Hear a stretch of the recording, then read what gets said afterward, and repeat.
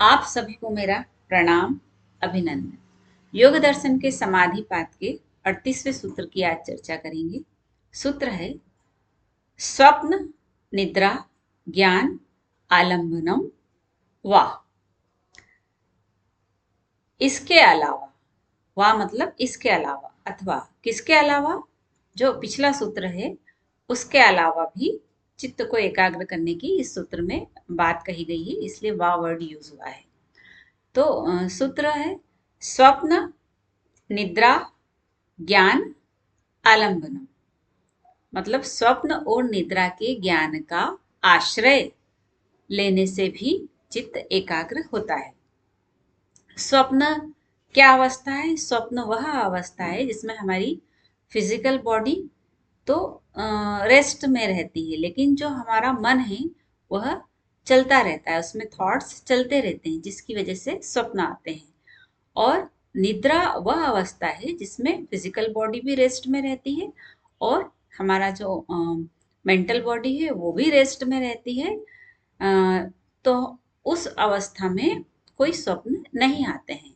तो जब स्वप्न और निद्रा के ज्ञान का आश्रय लेने की बात कही गई है, उससे चित्त एकाग्र होता है। तो कैसे एकाग्र होगा? आप समझिए कि अगर कोई सपना पॉजिटिव देखा है तो जब सोकर उठेंगे और उस सपने के बारे में सोचेंगे तो हमारा जो थॉट है वह पॉजिटिव की तरफ बढ़ेगा और हमारा चित्त एकदम शांत व एकाग्र रहेगा।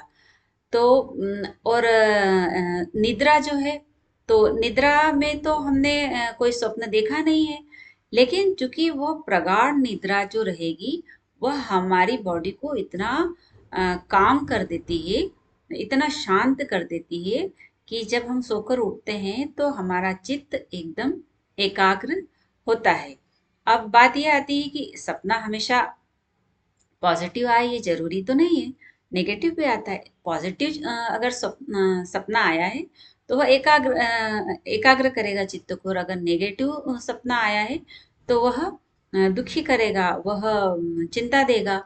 लेकिन हम अ, अच्छे सपने दिखे या सपने ना दिखे, इसके लिए हम एक प्रयास कर सकते हैं कि जब हम सोते हैं उस समय हम व्यर्थ के विवादों से दूर रहें। रज की प्रधानता से सपने बनते हैं। तो हमें सोते समय अपने माइंड को काम रखना है, रिलैक्स रखना है।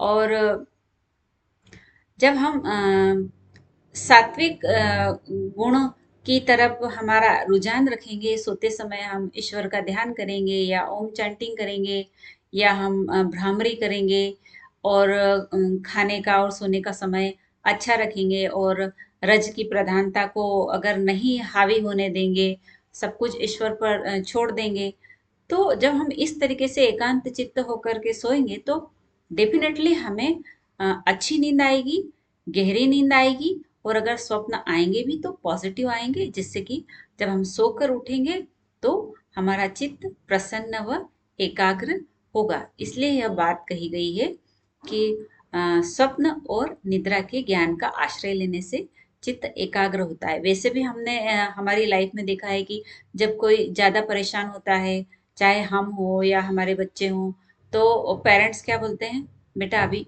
थोड़ी देर सो जाओ, सो के उठोगे दिमाग ठंडा हो जाएगा और अच्छे से डिसाइड कर पाओगे। तो एकाग्रता के लिए यह बात हमने अनुभव भी की है। तो आई होप आपको अच्छे से समझ में आया होगा। करें योग, रहे निरोग, अभिनंदन।